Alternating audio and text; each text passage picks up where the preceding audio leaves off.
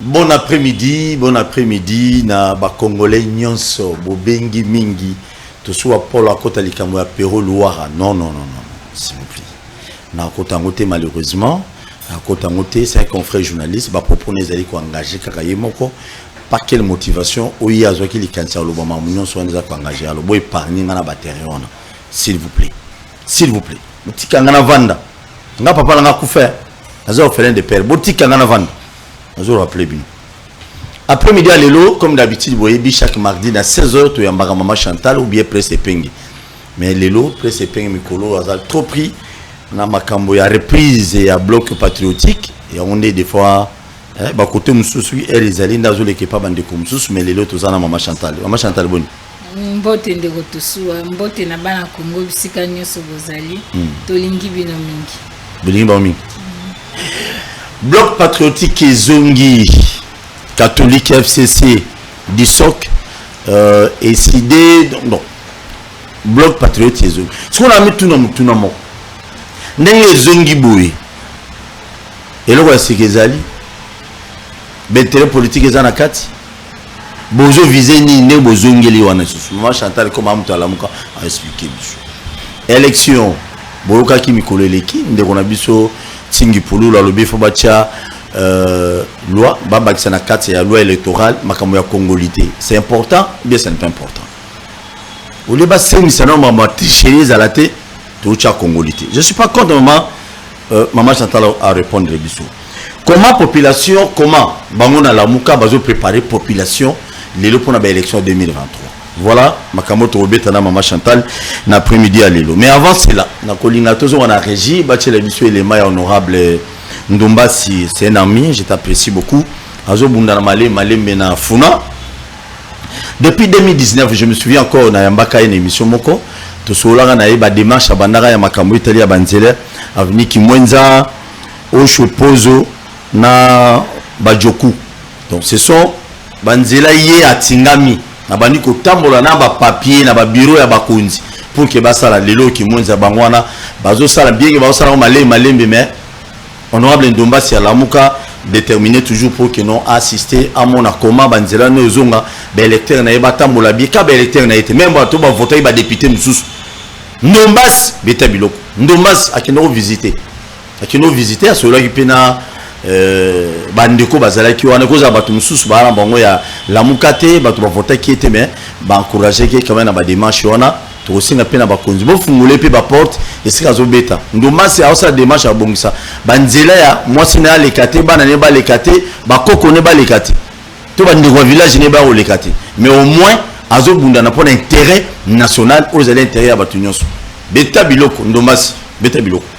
C'est un sentiment de pari gagné pour l'honorable Ados Ndombasi, élu de la Funa, qui s'est battu comme un diable dans un bénistier pour obtenir la réhabilitation de différentes avenues de la commune de Kalamou, dont Kimwenza et Bongolo. Après ces différentes démarches menées à cause de l'état de délabrement de ces avenues auprès de différentes autorités et institutions du pays, ayant appris que les travaux ont repris, l'homme à la combinaison orange est descendu sur place pour s'imprégner de l'évolution de travaux. Faisant une pierre deux coups, il a visité également l'état de délabrement des avenues du quartier Ezo. Partout où il passait, cet élu du peuple a été ovationné par la population pour son rapprochement à sa base.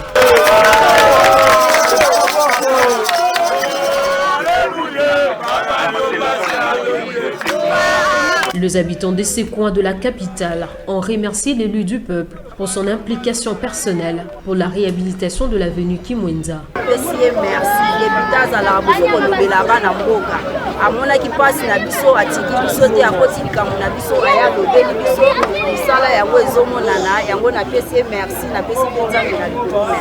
Honorable Asaki de Sata, à des semaines, car il y a pas mal, nettoyer ceux qui va aider au marché.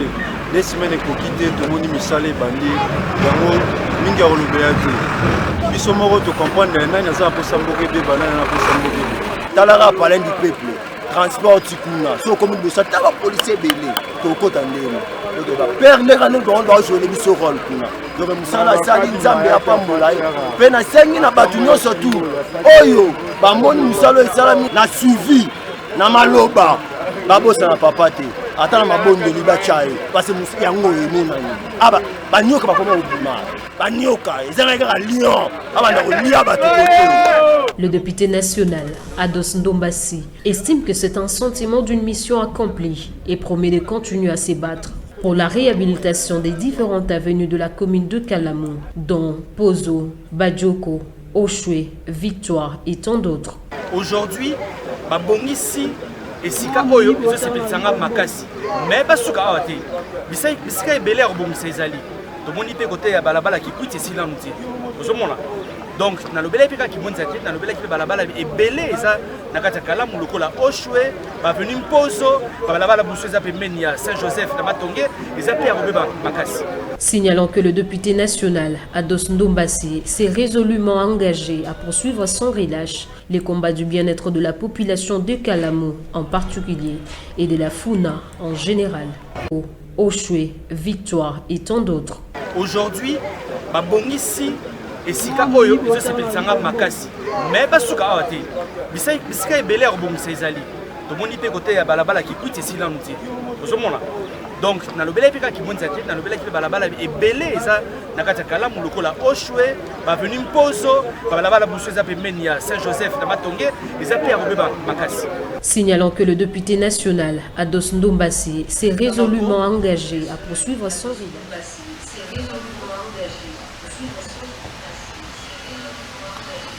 Merci beaucoup. Ados Ndombassi, Azali parmi les députés nationaux, Bazo Bundana Malembe, vraiment, moi je t'encourage. Félicitations, plein succès à toi. Maman Chantal, est-ce qu'il y a Kinshasa, il faut qu'un député Batamboula Boy pour passer à la Banzela? Bon, merci beaucoup. Je pense que Tozo Bunda pour que Congolais soient un patriotisme. Parce que ce qu'on ligne mboka na yo, vous avez besoin de tindika yote. Na yebaka papa na ngaza ekoloba lobi, il faut faire le bien par motif de conscience et non par peur de châtiment. Donc il faut que ça malamu na ndenge yo moko ozo sentir que esengena sa bolamu ponga mona zala na harmonie nanga moko. Mais il faut pas ça bolamu pozo banga fimbo ou bien ozo banga sanction. Ozo mona. Donc pour dire que il y a un déficit de patriotisme lelo na mboka, bato penza bazo linga lisusu te ko sala bolamu pona baninga mususu pona mboka pona kotombola Congo. Bato bakomi ko luka mingi ba intérêt privé, ba intérêt égoïste. Yango ndozo mona mboka ezokende na okufa. Mais tant que tout le monde de quoi dos ko kita na terrain, ko sala musala na ye en tant que élite du peuple à qui kotala ndenge ni peuple na zobika a plaider pour que peuple na kende liboso nzele za malamu. Vraiment c'est encourageant, toutes mes félicitations et c'est le rôle du député. Très bien, merci beaucoup Bino ba député Bozela. Bah, morceau alimentaire, s'il vous plaît, c'est désolé. Voilà ce qu'on a besoin. Bolanda Likansia, Ados Ndombassi. Je te salue depuis quelque part, c'est sûr, certains Zolanda Bissot. Maman Chantal, Bloc Patriotique et Zongi. Et Kabwana nan ponani. Oh, c'est qui bon? Et Kabwana ponani. La question tendancieuse. Merci beaucoup. Bloc Patriotique, il faut un historique nango. Bloc Patriotique. Rappelez-moi comment on va la même chose. Bloc Patriotique ezali un appel solennel au esalamaki na tout Congolais. Moi na mboka nyoso ya Congo oya moniki mboka ya na danger. Oya moniki bonsomi na biso ezotiola. Oya moniki mabela bakoko ezokende. Oya moniki ba droit na ya tant que peuple azo jour na ngote. Dignité na ya tant que peuple aza na ngote. Souveraineté na ya ba botolaki na 2018 et sengeli à récupérer. C'est-à-dire, conformément à l'article 64, et constitution sengi na biso tout Congolais, oya moni ete bato ba kolinga kozwa bokonzi na makasi, to ba kolingo exercer en violation de la loi. Congolais nyoso azana ndingisa ya kosala résistance citoyenne parce que dans la constitution c'est surtout faire échec. Alors face il y a dictature fasciste ezali komonana, o ezali koya o comme ko privé bato liberté de manifestation, liberté d'expression na landi lelo la journée internationale, il y a presse. Oui. Na lundi rapport, il y a journaliste en danger. Au Alobi, il y a 75 cas de violation à droit de journaliste. Et à Tanguy Nyonso, ba chaîne, ba kangi, ba journaliste, ba inquiété tout ça. Or, la liberté de la presse, la liberté d'expression, le droit à la manifestation, il y a un monde et la qui que démocratie n'a beaucoup à autant de degrés. Alors, ceux qui sont en biloko, c'est-à-dire, tous au côté de la dictature. Et ce bloc patriotique a été lancé pour que tous les Congolais viennent avec un seul objectif, barrer la dictature fasciste où ils allaient en train de s'installer. Alors, les locaux tout n'angaï ceux qui okufaki. Bloc patriotique est okufate parce que c'est les Congolais, c'est un appel à tout Congolais. Parce que au-delà de bloc patriotique, au bas Congolais va répondre qui oui, les Congolais a continué à résister. Et SIDE a continué à résister. Pas plus tard que ces 22, au moment où il ba beti a bal kayal, bana SIDE ba minduki na makolo. Les lots na hôpital ba subir ba opération. Au moment comment va blesser une vingtaine de personnes. Au moment comment va militaire, ba policier va continuer à siège à parti politique où ils ont fait privé, ils ont inviolable. C'est pour dire que les Congolais n'ont pas laissé. Le Congolais a continué son travail. Le Congolais a continué à défendre son pays. Bon, toyoka ki bande kona biso, basango ba père na biso ba été et sengelaki nani balingaki te bato ba se camoufler derrière bango, balingaki pété balobaki na ba laïque. Tolandaki yango bien que sengeli ba continuer na mobilisation citoyenne na bango na résistance citoyenne. Donc c'est-à-dire bango moko quelque part ba se ressaisir ba moni ki ba lobi non ba betaille mabe parce que malgré bango ba lobaki bato ba bomba na sima na bango eza nango biso to bomba na te parce que biso to sala ka ba action to sala pe to continuer au sala. Donc nous on n'est pas politiciens à cause de bloc patriotique, nous on n'est pas sur terrain à cause de bloc patriotique.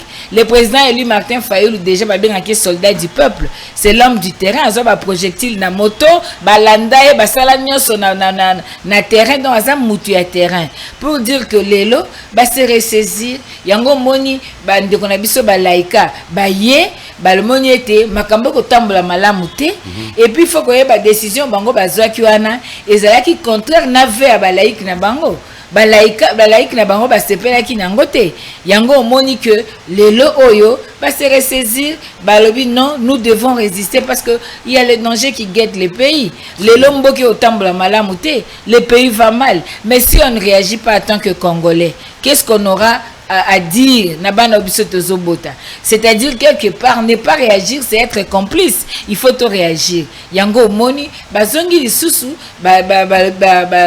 tozali ko continuer na moto wana oyo pa na biso ezalaka nango kaka to maintenir toujours flamme allumée. Donc le bloc patriotique il n'y a pas une couleur politique quelconque, c'est un appel à tout Congolais.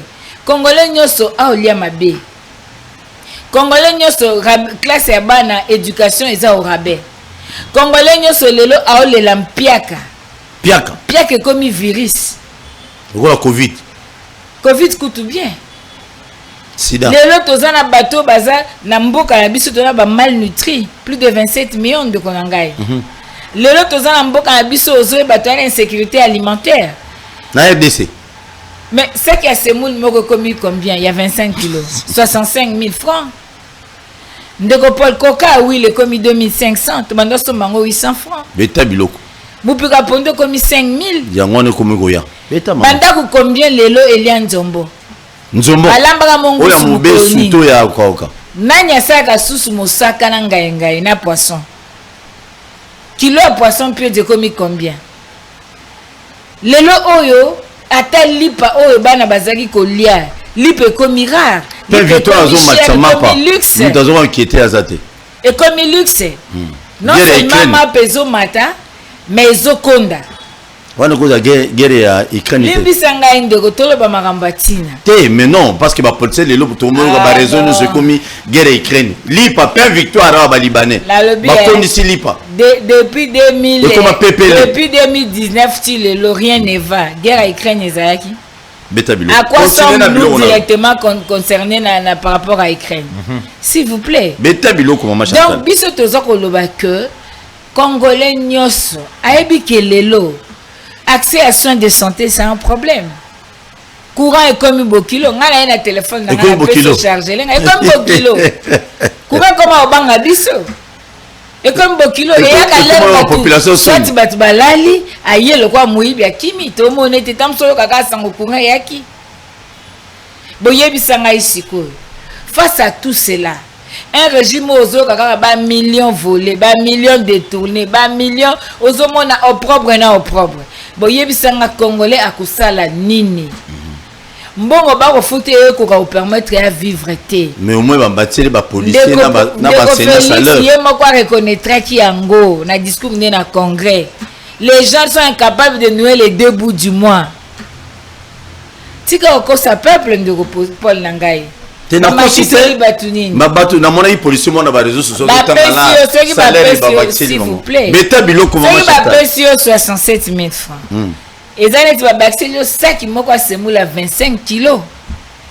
wana ba baxelio loko boyebisanga ozo toucher 160 000 francs dollars ezali 160 c'est-à-dire salaire na yo eza 100 dollars lelo ba pesio 227 000 francs dollars ezali 200 000 francs salaire na yo eza combien de dollars? Et à combien de dollars? C'est 113 dollars. Boyebisanga eloko nini o mutobete la tolo bien matisimbo. Dans l'entretemps, quand on te paye 160 000, ça qui a ses moules ezalaki 35 000 francs, il y a 25 kilos. Donc tu pouvais t'acheter ça qui a ses moules nambongo na yo wana, so ba pèse 160 000, tu pouvais acheter 6 sacs à ses moules au tikali na 10 000. Maintenant on te donne 227 000. Tu vas acheter 3 sacs à semoule. 67 000 fois 3. Et au salaire de 200 1 000. Mais 35 000 fois 3, et au salaire combien? 105 000. C'est-à-dire, non, il ne faut même pas dire ça. Les enseignants, ils transférer, ils transmettre savoir. Ils toucher combien? Mais ils grève, hein? Enseignant, il y a la première qui grève. Ils toucher combien? Les infirmiers, le médecin, le professeur à l'université, Azaï Kozwa, 2 millions de francs congolais. Dollars Ezayaki 900. Son salaire valait 2000 dollars. Voilà depuis Kabila. Maintenant, aujourd'hui, je suis sur le fait. Moi, je parle le Congo, moi, je ne parle pas individu. Le Oyo, ce qu'on paye 2 millions de francs, dollars est commis 200. C'est-à-dire, salaire n'est commis 1000 dollars. S'il vous plaît, nous ne devons pas blaguer la vie à battre. L'autorité parentale dépend du revenu aussi des parents. La stabilité à foyer, la famille c'est la cellule de base de la nation. Et alors face à ces histoires-là, Bafandi sous-souté à ce pauvre Congolais, Bayen a taxe à Mouibi, Ram, Bayibiye, Bazon Selepembo on a été. Batu Balobi Bate Melaram, Bakorrompre Bangon à assemblée. Un député, une députée à Katang, il y a Grand Katang, à lobby à la personne à l'Assemblée nationale. Mbongo go circuler, s'il vous plaît. Mais à un peuple comme ça, ceux qui a télémis, à lobby non, je veux un changement. Au condamné Nanine. C'est ça le bloc patriotique. Ok. C'est ça le bloc patriotique. Le bloc patriotique, il n'y a aucune coalition là-bas. Nous venons pour une circonstance défendre la nation, la patrie qui est en danger. C'est ça le bloc patriotique. Dengue va bénir si biso se photo que nous sommes à sit-in vendredi na palais du peuple. Pour la coexiger consensus autour des questions électorales, aux réformes pour processus électoral crédible. Pour que nous ayons de bonnes élections. C'est un droit originel, c'est un droit naturel, c'est un droit souverain, c'est un droit constitutionnel.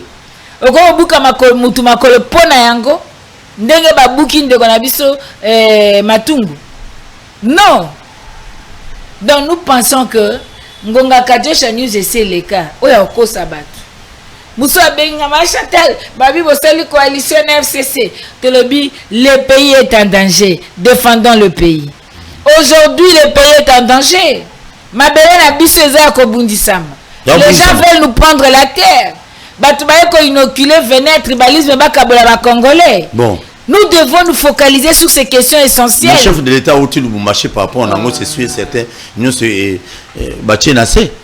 S'il vous plaît, le Congolais a ébi qu'on vivre ensemble. Le vouloir vivre ensemble, ça c'est le Congolais. Mobutu Azaki Abayobi est Zaïre, un pays hospitalier. Oza mo Congo Molubo Zakala Mboka na. Kassai oriental, Kassai occidental, Équateur, Mambenga, Kin, Malebo, Nyoso, Oza Mboka na. Papa Kondeville à Kikanda Derez Mémoire, gouverneur na Kivu.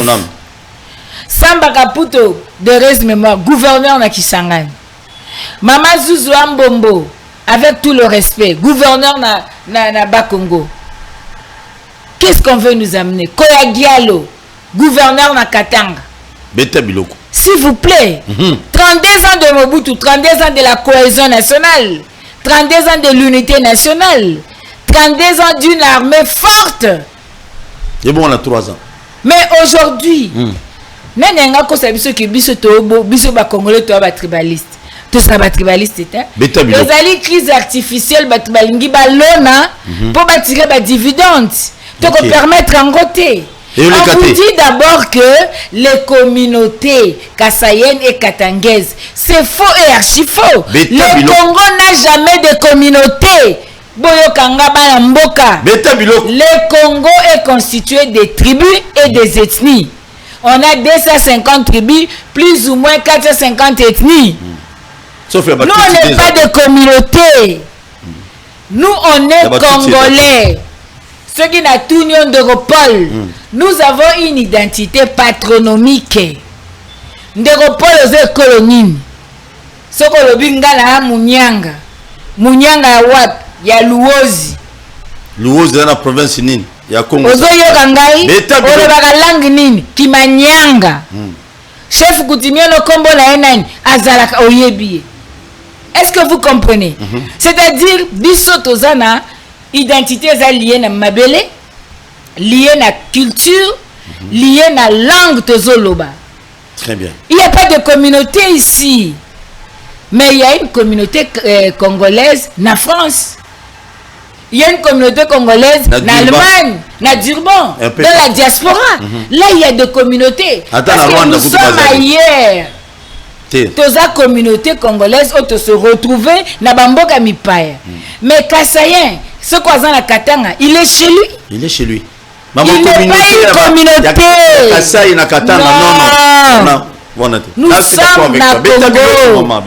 Balingi ba la biso sémantique moko boye ya mabe. Ya division. Non, wakabela biso te. Bakokate. Ozala Kassayen, ozala Katangais, ozala Mungala, ozala Mukongo, ozala Muyaka, ozala Mundibu, Musingom. Nous sommes Congolais.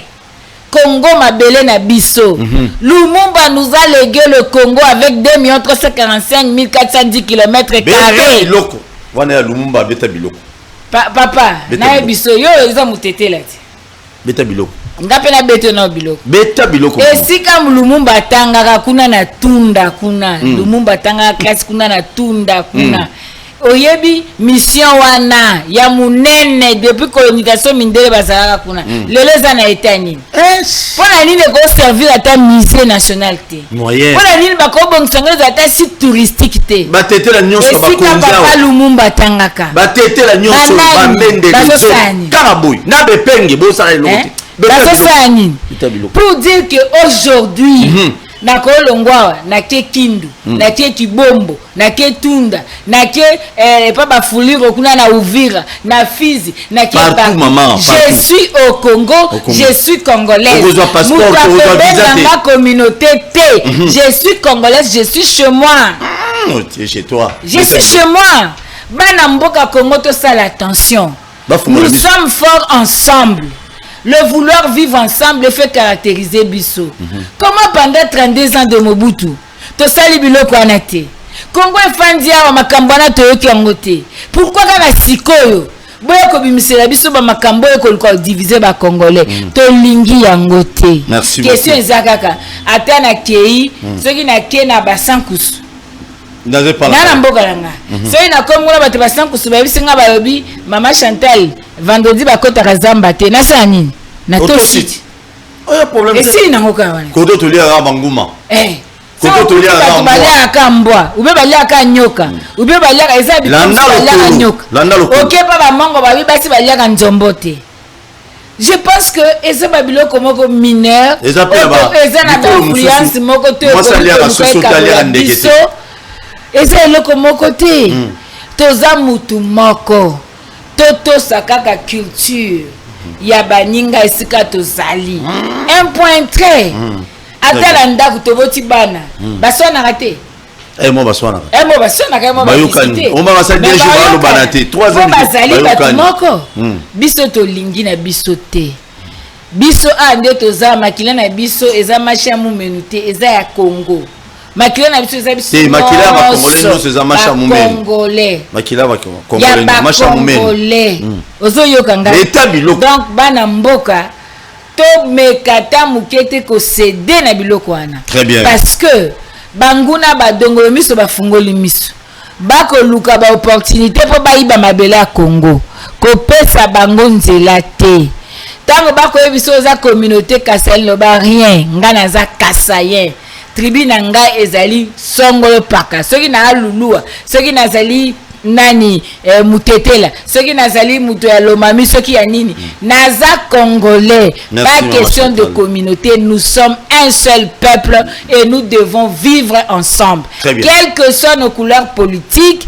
Tozo bunda parce que c'est ça la lutte de la démocratie, c'est ça parce que nous voulons aller vers l'excellence. Alors du choc des idées jaillit la lumière. Toko ça ba débat to solo ligne, nous sommes congolais mais nous ne pouvons pas arriver dans le niveau à Kolobaete ou à communauté où jamais la communauté c'est ailleurs. Merci, ici chez nous Ekolobo moko papa bo moko papa Tshisekedi merci wana yo mtolobi mais papa la monsieur c'est le président de la République wana mtolobi so ngabita Tanzanie te wan tolo ba nenga batamkili non batamkili te maman Chantal tu tout mon langa tika to évoluer. Merci beaucoup. Loi électorale babi ba kota beaucoup dans la stratégie. Pourquoi on a peur des autres? Bon, je ne suis pas contre na mayel ko le kaba député au bazo lité makambo ya congolité kota na kati ya loi électoralité na mayel ko le kaba ngote mais elle mo boto mo na ba mi na ba distraction. Ba mi na ba distraction belé. Il y a pas cet exemple moko. Moïse Nyarugabo, comment on est là bien te. Aya Asala quelques, je crois un mois, sur un mois et quelques jours. Il est sénateur aujourd'hui. Ministre de l'économie. Comme Belé change en minute, mais jusqu'aujourd'hui, ils sont des Rwandais, ils sont des Bois, ils sont des Bois. T'as la changement ma solo. Mais les Congolais, ils ont détournement. Mbongo ba piodi, mbongo ba boui, mbongo ba boui. Bon, je ne soutiens pas qui que ce soit ici, ni Moïse, parce que l'union sur base mon ami Moïse, ni ma nationalité, moi ça me dit absolument rien du tout. Est-ce que loi wana, maman, et loi va bagisa na carte loi électorale, c'est aussi important. Ils allaient moko et aspect moko prioritaire, il faut bagisa qu'on a na carte. Parce que loi électorale, on tout le monde a déjà modification, bah ça là, tout le monde a battu FCC ming bazo bima bima. Et puis ça va au Canada bah bim, parce que bah monsieur basenga qui bah qui est traité on a ba commission. Et puis on a plénière pour m'amender, mais malheureusement on a plénière qui sont pour, qui sont contre. Beta biloko maman Chantal. Beta biloko. Paul. Oui, et ça passe de voir que certains Congolais basent au service du mal. Certains Congolais basent agir comme complices. Il y a complot à balkanisation contre le peuple. Nandé. Nandé ni nani. Na minute papa Paul. Fizi. Uvira, Lemera, Mulenge, Minembwe, ezotambola ndeni. Na minute yo, boke ba dialogue, na ba groupe rebelle étranger, ba groupe armé étranger, ils sont pas rebelles chez nous. ba groupe étranger wana ils ont leur pays d'origine. Mukolo ni Kenya ekobenga FDLR na ba Rwandais ba ke sa dialogue po ba luka bazonga kuna na Rwanda. Bon. Mukolo ni bakobenga ba FRF ba sala dialogue na ba Burundi po bazonga na Burundi. Beta biloko. Mukolo ni bakobenga ba ADF ba sala dialogue na ba Uganda po bazonga na Uganda. Ba groupes armés étrangers sala dialogue na Congo. Après dialogue bazu ba nomination, mixage, brassage, boy. Allez, ba comme une armée, ba comme une institution. Ça c'est une stratégie pour infiltrer le Congo. Dr Denis Mukwege, prix Nobel. La conférence à Salina Unikin.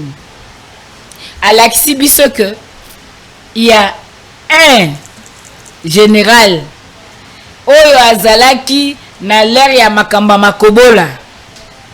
Oh, bah, tu peux nommer les lots. Bah, nommer semaine, je crois, le 27 avril. Bah, nommer. Docteur Denis Mukwege a dénoncé Ango. Abengout a vu un nombre de criminels. Bah, nommer la mapping à Abisso. C'est pour nous aider à aussi sa guerre ou bien à maintenir l'insécurité. Pourquoi elles ne peuvent pas avoir le dialogue avec leur pays d'origine? En 1994, balela biso FDLR koyela biso. Ba obligé biso to fungola couloir. Mais pour la ni bazon sabangote. Pourquoi nous embrouiller? On a un problème réel. Batu bazo kima na au plateau ya na Uvira. Ya Fizi. Batu bazo kima. Boyebisanga lelo. Bazi musu batie na décentralisation apesi minembo commune rurale. Toteleme yango lelo tozap. Lelo bazi mususu ayakuna amemami na sort disant gouverneur ceux qui na banani boko installer ba chef coutumier na Bukavu. Pour la nini ba okene pas ba fouler roté. S'il vous plaît, il y a des problèmes très sérieux. Le pays est en danger. Selon Bino. Accord cadre, c'est l'ambition. Yozo monate. Yozo monate. Est-ce que est-ce n'abisso ça kimia? Est ça danger? Mais Kinshasa peut couler à Makasi, il faut le bélango. Est ça danger? Attends, bien ça plus de 2000 km talibangote. Vous trouvez ça normal? Vous trouvez ça normal? Même dans le langage, vous sentez la balkanisation. Vous sentez l'indifférence. Vous sentez la légèreté. Namakabo ezotunisa milimo abatu. Alors, vous allez nous dire aujourd'hui, Tokomi Nangonga, Toyana Maramba Congolité, Banani. Non! C'est de la pire distraction. On veut distraire le peuple congolais. Peuple a fungola misu. Héritage moko na Afrique eza mabele. Na mabele nde maeza. Na mabele nde zambeza. Na mabele nde tosala bilang. To vivera na bilanga na chasse. Depuis bokoko ya biso. Nyonso ezaka na mabele. Tozali identifié na mabele na biso. Toza identifié na langue na biso. Toza identifié na bakambi oyo baza kokozwa banani na biso. La preuve aujourd'hui. Avant, comme on est babenga yena. Diego Kao a découvert Mbouchi. Avant Diego Kao ya Royaume Congo ezalate. Donc qu'est-ce qu'on a loi électorale? Royaume Congo ezalate. Mais tabilo et loi électorale. Tant tozalaki na Royaume Congo. Tant ba koko na biso bazalaki âge de métaux, âge de pierre poli bazo pelisa moto na mabanga. Mbepeli. Mundela azalaki? Bon. Mundela azalaki? Mais tout ça identité la biso. Mais pourquoi aujourd'hui baya kokabola biso? Accord bazo koksa cadre Addis Abeba. Ba pays limitrophe ya exploiter ba richesse à Congo. Congo est côté en Afrique de l'Est, est-ce que c'est important?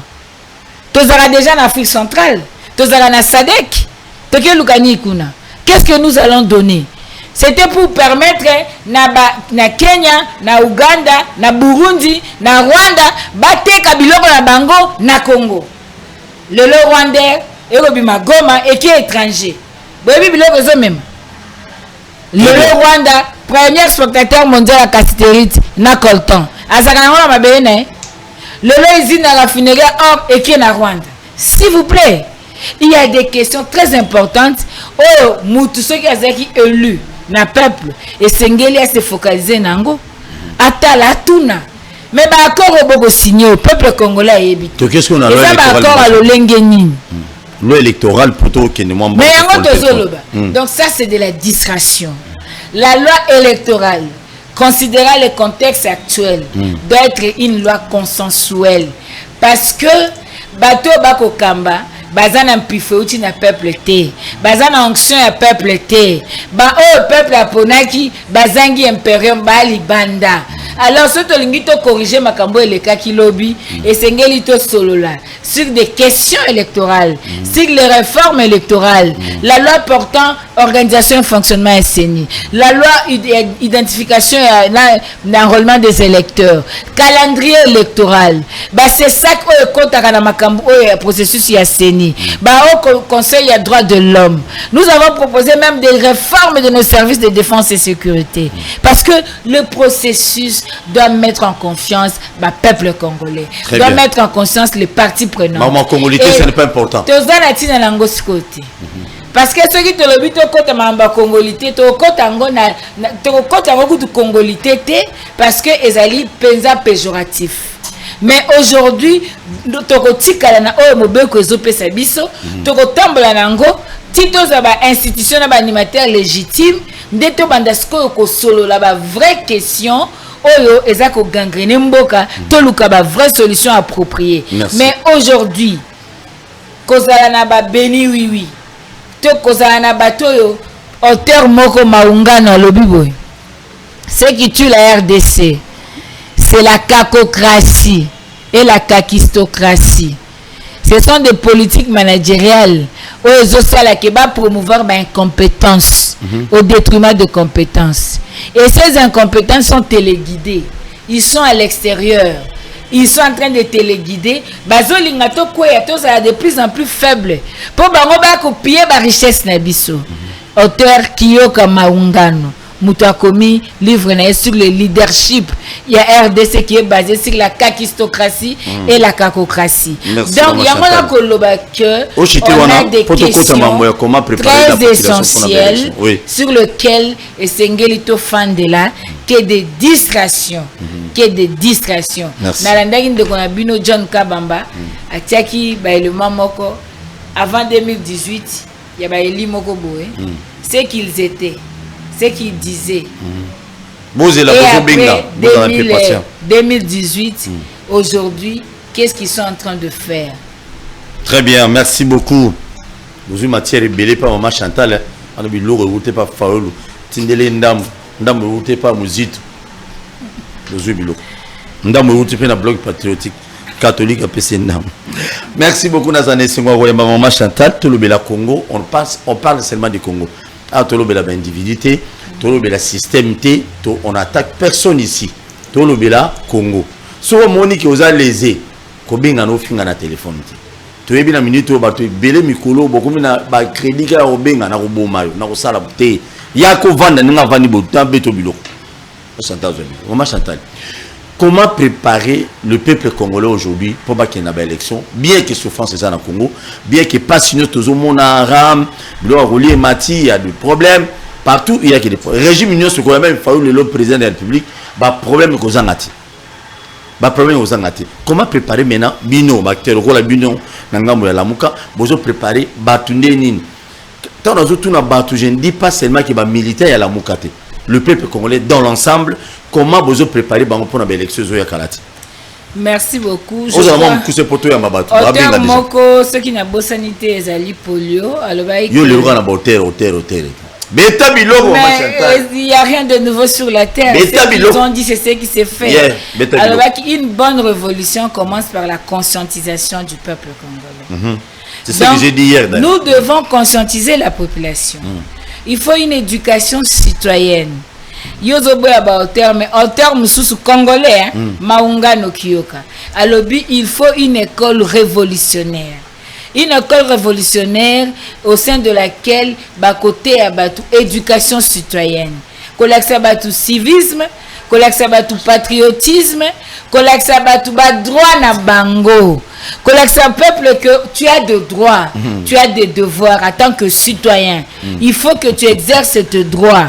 Kolakisa bango que face il y a violation à la constitution exercice à pouvoir. Toi ya koluka koyiba nani volonté à peuple, l'article 64 ezali et person dingisa ko faire échec na batu nyoso ba kolinga ba mema makambo na motindo wana. Donc aujourd'hui le peuple doit être vigilant. Nous préparons le peuple à la vigilance citoyenne. Nous disons au peuple aujourd'hui na 2018 au votaki ba pesio bato votaki. Mais en 2023, ce qu'on vote, protégez votre nayo. Il faut protéger un. Donc il faut bounder la vote nayo. Il faut volonté nayo et kokisam. C'est ça l'article 5 de la Constitution. Et le but que la souveraineté émane du peuple. En tant que parti politique décidé, nous avons le rôle d'éduquer de masse. Nous éduquons le Congolais, nous parlons de notre projet, nous parlons de ce que nous voyons comme idée par rapport à la réalité au Tozanango. Tout ça qu'on continue Koloba. C'est le peuple qui se libère. C'est au peuple qu'appartient les derniers mots. Nous, on n'a que le devoir de conscientisation. Quand nous sommes en train de parler comme ça, nous conscientisons notre peuple. Nous voulons à ce que la population congolaise ait un peuple averti. Oh, ayebi ba loi naye, ayebi mibe komboka, ayebi ba devoir naye en tant que citoyen. Et puis il faut exercer ango. Au cas où ba privé exercice ses droits naye, il faut ayeba que mobe koli konze permettre et comment recouvrer droit naye. Donc nous préparons le peuple à la vigilance citoyenne, nous préparons le peuple à l'éducation citoyenne, à la mobilisation générale. Le président Martin Fayulu, le 6 février 2019, a Ebisakibiso maintenez la flamme allumée.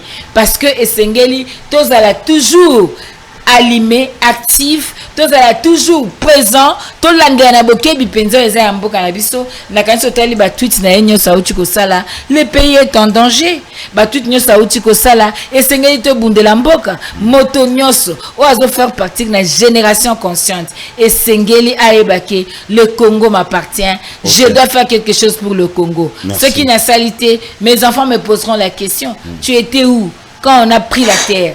Tu étais où quand on a violé la loi? Aujourd'hui, moi, je n'ai pas de terre. Qu'as-tu fait? Et Oyo Kolobani, Yango Tolobiete, Lumumba nous a laissé cette terre.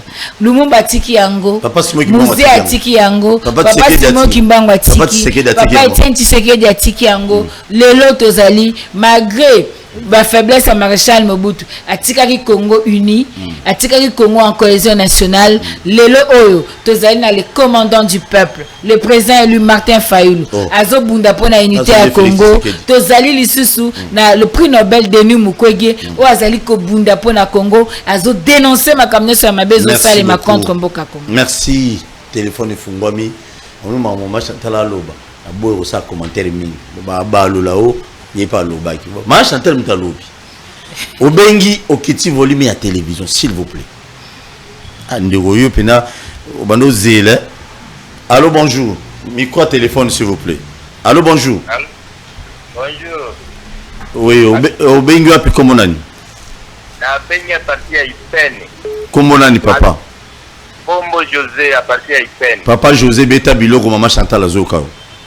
En tout cas, maman Chatalo, vraiment, une bonne bagage, moi, tu as son gamboka. Bon. Mais maman, on dirait ordinateur, les gens moutou na ya. Tout cas, la bandite, oh, bakukambamboka, la vision, la vérité, c'est beau solo. Kala maman, lengoyo. On dirait battre ordinateur, la moutou na ye. Azo répondre question par question par question. Ah, Zambé, en tout cas. Kala bati bakukambamboka, la vision, la vérité, c'est beau solo. Tokolia, tokotonda 10 fois par jour. En tout cas, maman, félicitations, maman. J'ai dit ça, biso. On la députée nationale, son voté. T'es bon dans la campagne. Voilà, José Salimabé. Non. Voilà, bon, voilà, Katio. Maman, tout le monde soit postulé. Ada postulé, ce que vous avez séni, vous avez merci, félicitations. Mais Koban Andé, Koban Andé, soit commis na place wana, a wala bisumo waram. Peuple abunda. Yo loba, séni zelaya. Allô, bonjour. Peuple abunda. Oui, allô, bonjour. Yo bengi api komona ni papa. Na bengi na komina Kitambo. Kitsa volume à télévision ndeko. Na bengi na komina Kitambo nga Sylvain Madimba. Sylvain Madimba, kitsa volume à télé. Makiti Simena c'est la tourne maman Chantal Paza Bagara combattante mais défaut na alobara ba oya lingi défaut na ata monelo ya clair alobara oya lingi c'est comme ça la politique ya haine na politique haine ya la raté na politique to solo la ka o ezali réel merci la haine merci beaucoup azala bila patriote ezala bien c'est la msana mais faut se plaindre na petit ah Merci. oui ah ok ça merci beaucoup oya se plaindre na mo ata binumo bo se plaindre na ngapi vous êtes à se plaindre na kati très bien merci beaucoup ba wi longola haine o à quoi répondre au moment opportun mais yeba ki yaza na opposition ya malamu abeta maboko allô bonjour Allô. Obengi wapi komona kitana volume à télé na oki dire retour Obengi wapi komona ndeko obengi wapi komona ni Nabenga komina Lemba. komina Lemba beta biloko Komina Lemba. kombo nani Na ina le baboy. kombo nani s'il vous plaît Malamu. oui Mais komona monsieur Litia. lumière beta biloko La vie monsieur to landi da toko. Da mona question ko ya ko poser te fait. Plateau ne déjà ko se passe. Mais vous avez mis mes dates de l'air.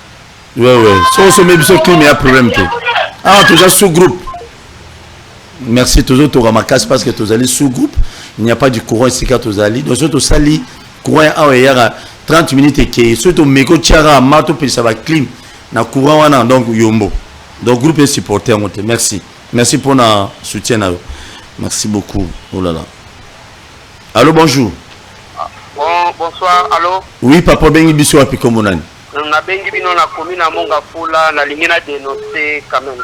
nini sous komonani Kombo na ngai Dieu merci. toujours kao ozo dénoncer nini papa Nazo dénoncer pour na chauffeur. Naza chauffeur na bula kananzela ipen popage jeudi ya semaine na kuna nakutana ki na problème moko un général ya force armée azalaka mingi na ngambo ya CPA ayeko atake ngai nazaki nazosala mwa mouvement moke onga nakangi nzela baye bapandi ya mama ba soda benga na privé général ya attaqué nga na ya ana général papa pardon ma soda mo beta on papa mate pardon bana nga baza mike na zo rappeler bino allô bonjour allô oui papa benga api komonani na bengi na komina masina komina masina kitana volume à télévision na papa kitana volume à télé comment na nga devant nani devant toujours ka beta biloko bon na c'est ma Chantal vraiment ma kama Chantal zoloba eza correct au moins ba congolais to kosuka mokomo susu bato ba nous refouler na Londres o ba pese espace na Rwanda oyoka Kagame lobi na Congo kuna na mwa mabele to solaka na kabila de penga kufala makambo aloba il faut congolais azala vigilant vraiment mama wana nzamba bati les places nyota utambo na vina merci Devin bana masina na pesi mnombote je vous salue beaucoup bon après la problème de sécurité il y a un colonel là oui policier oui bien oh là là appel allô bonjour obengi biso wapi komonani va Paul Tosura bonjour beta biloko abenga bino na commune ya Nsele toujours kao papa à terre Jean pesa maman Chantal Mbote azu yango pona courage na ye merci mère nalanda kio na tongo bazoyebisa yo ke baopropose yo poste mais réponse wana epesaki nga vraiment esengo makasi bokende na babiloko wana te bokozala sali merci botala kaka ndenge makambo ezokendele ntango bakopesa yo poste c'est fini ata opostule moto akovote yo akozala te donc topesi yo conseil ezalaka na ligne wana merci bato wana baza bolimisanga te nafingi te aventure eleki mingi merci papa Paul Tosura émission na yo ndenge obetaka yango nzambe apambola yo kozalaka na parti pris te baflate yo te na ba $200 merci sinon bakende kolobela yo na coin merci papa merci alors napesi bino bonne soirée merci na yo pe lokola papa maman Chantal kene malamu merci bien merci Merci. Merci beaucoup. Oui. Allô, bonsoir. Bonsoir. Loba Makasi de Rotozo Kaote. Manina tuna Machantala. Loba na Makasi se présenter, ça la bien de Manina tuna Machantala na mama. Oui. Mama Eva Bazayi Bazara Biketo. Ayende mutu azoloba azokanga place za mama be Eva Azayi Bazara. Bazowe la poste ndenge baza batika N, batika politique ya N. Position nini baza na ngo oya opposition autorité yeba. Position nini? Merci, Azo répondre. Merci beaucoup, il va te répondre. Nous avons battu nyonso oyo bazo ça la politique, bango nyonso tene ba poster la raté. Des fois il y a des photos le on parce que la plupart battu balika na télévision, vous croyez que nous tous ces gens bazo le ba malamu bango nyonso na 2023 ba postuler. Non, nandimité. Nandimité. Compliqué, bon on a moi papier mon bonaseni ba rejeter candidature na. Tout est possible. Tout est, je ne dis pas que ça la bon. Et Kogipe Rosala. Na j'aime que ba rejeter ou non place à et à Tchagi A déclassé. Allô, bonjour. Allô. Oui, papa Bengi wapi komona. Bonsoir. Bonsoir. Na bengi na commune ya Mongafula. Toujours ka papa beta biloko. Ah, na bengi na commune en tout cas mama banda na ye en tout cas makambo wana ya lobi. Wana zala kapelana ngambo wana ndingi wana ngapena na ibaka fikiri wana ya kupelisa na alimet na libanga uzide mabango uzipusera mbila uchena kaje ta epili yes ngoma kama nyoso tokunda tokuma nyoso mindele boka ebeba ebunga président Félix a déterminé bongsa bozala bo désespéré. Merci beaucoup. Président Félix, il est déterminé à Bongsa Moko. Même à la dernière minute. Allô, bonjour. Allô, bonjour. Voilà, il est parti. Vous avez calme. Vous avez maman Chantal, maman Mounaye. Mais Félix, c'est que tu l'as. Moi, quand on tombe, moi, je suis Bongsa Moko. Tous en abinant. Ça va, Géo. Ça est l'autre. À quoi ça, là, dans le moment opportun. Akuta ili bulu mulai. Allô, bonjour. Allô? Oui, papa Bengi wapi komonani? Na bengi na Masina. Na Masina? Na bengi na Masina. Nzama mona yo papa. Komonani? Na quartier 3. Ah, bana 3. Toujours kayo. Biso bas ya fayu lo to na quartier 3. Ba ko tela biso a police moyen to s'exprimer ba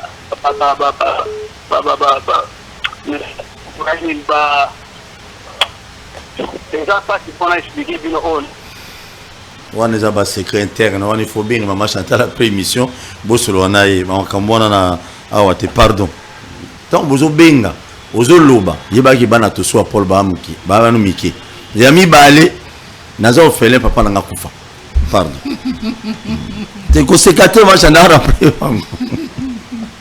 Allô, bonsoir. Nazo rappelé bon. Allô, bonsoir.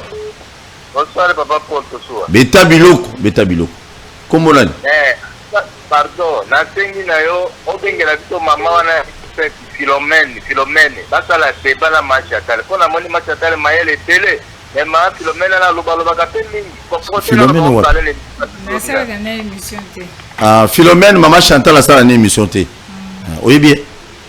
Ah bon, n'a bien peut-être. Bon, il y a le moi personnellement n'a bien été malheureusement. Bon, tu y es banara rane bolo. Because la bato Philomène, boy ça bien nga après émission pour toi yambaye. Allô, bonsoir. Oui, il est parti. Bon, maman Chantal. Pour banage émission na reta, il y a un programme d'émission monsieur Zanasima na biso. Oyoki bande ko ba bengi, ba pese ba makanse belé. On va critiquer au bazali, on va contribuer à un sens normal. Betabilo wasuka émission ici. Mais avant on va chanter là, on va s'abonner à la chaîne YouTube. Émission bozo on siko na YouTube. S'abonner nos contributions nous nous soutenir. C'est ça comme chaîne. Bakino ba lobby TV. Bakino on va chanter souci na ngai. Matala muka bazana souci na ngai. Et puis papa moi le baki avant on va chanter là le baki. Papa pour le peso ba descente. Faoulou fin du mois tine la ngambon na yamba ma Chantal. Chaîne nga commercial, eza politique té. Bato kabila pe ba futa. Bato diseke bien ba futa na kokoso mais ba futa rapé. Donc na robo ya mbongo te poto so ma carburant te bato transport na robo ya te. Ma onyo so ba futa. Maintenant to ide presté muto la mukate muta kabila. Mais kabila za bien. Na yebi za bien na kimaka. Mama Chantal beta bilo. Ok, merci. Merci na bino nyoso bobengi pour bosali pour porter attention na humble servante na bino. Et puis na ngape faut le attention na ngape. Ka yote. Mais yo so bilobeli. Beta bilo ko suka mais. Merci na merci. Na yoki bandeko na ngai baza mingi koloba ke ndeko mso alobi mama na sepelaka mambolo barame ozana haine.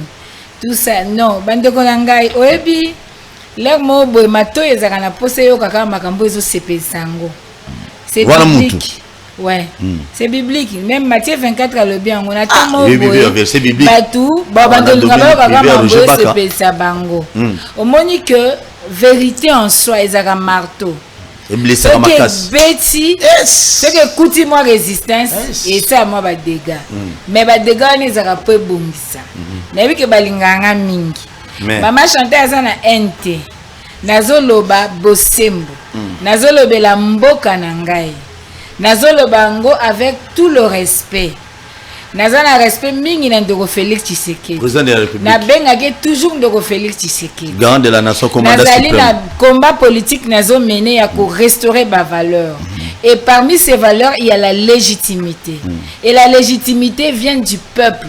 À travers ba élection et ba élection to salaki et bimisaki biso gagnant et aujourd'hui tu estimais que ba élection ezaki mabe mais to suki wanate par amour du Congo to lobby faisons un consensus pour que ba élection a lobby za malam donc tozali na haine moko te wana eza nango argument moko ya batu mususu bazaka na eloko olobate alobi haine. On n'a pas la haine. Merci. Le président Martin Fayulu tant azaki na États-Unis ça qui interview moko na Marius président élu alobaki bien azana haine te mais question ezali il faut extirper eloko o eza kotungisa biso.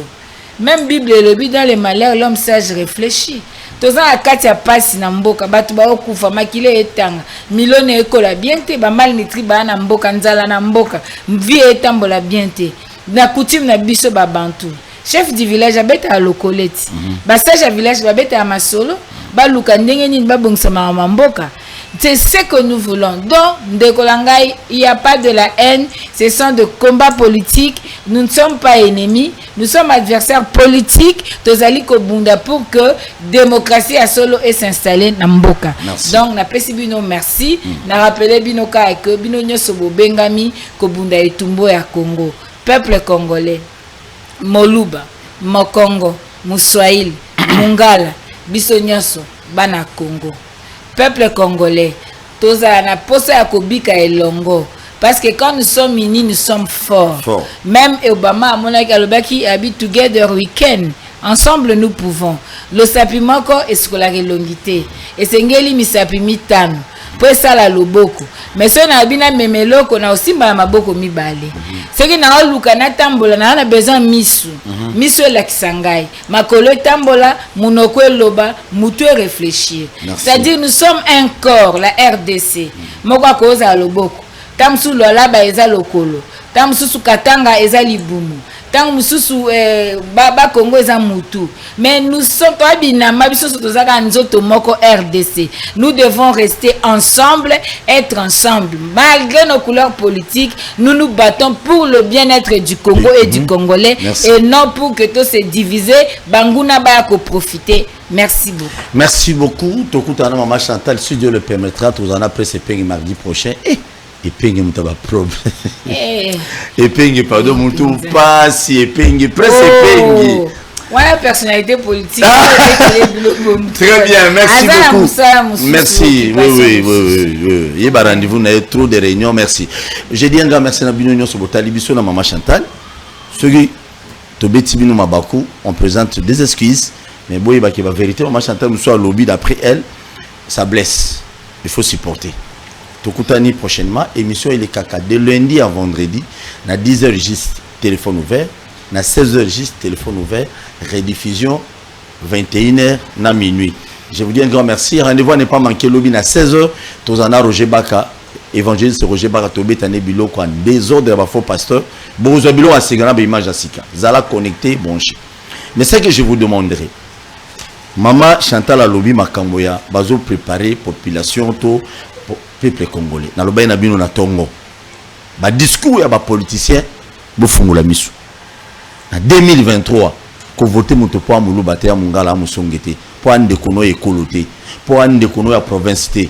Voter mutu tala ba valeur, wazali ko écarner. Si Maman Chantal aza ko écarner ba valeur, ceux qui ont postulé, ouf, on voter na binoé.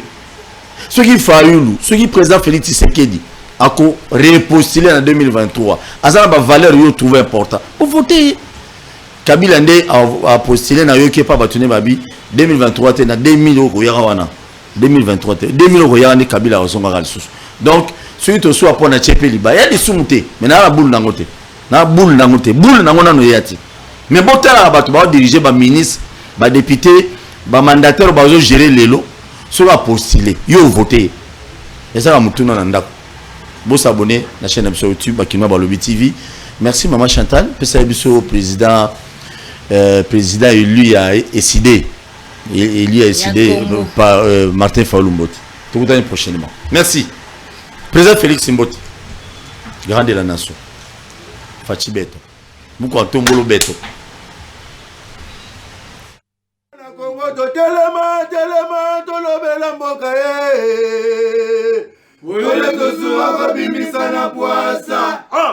Ba député to votaki bazo salarié